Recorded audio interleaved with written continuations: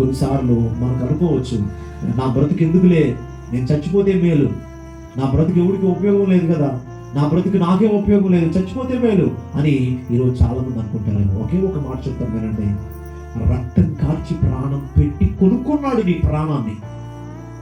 రక్తం కార్చి ప్రాణం పెట్టి కొనుక్కున్నాడు నీ శరీరాన్ని దేవుడు.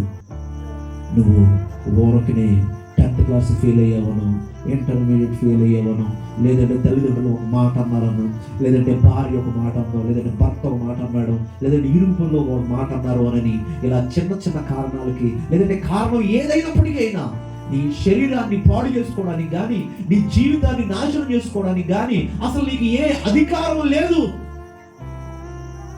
ఈరోజు చాలా మంది అండి యవనస్తులు సూసైడ్ చేసేసుకుంటున్నారు. ఎంతమంది యవనస్తులు సూసైడ్ చేసుకుంటున్నారండి? ఎంతో మంది యవనస్తులు సూసైడ్ చేసుకుంటున్నారు. ఈరోజు గమనించండి, ఇప్పుడు నల్గొండలో ఒక వార్త నేను విన్నాను.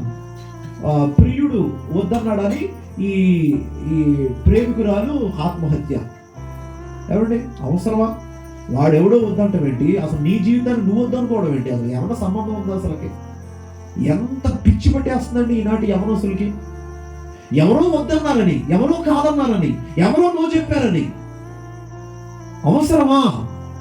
నీ జీవితాన్ని నువ్వు పాడు చేసుకోవడం అవసరమా?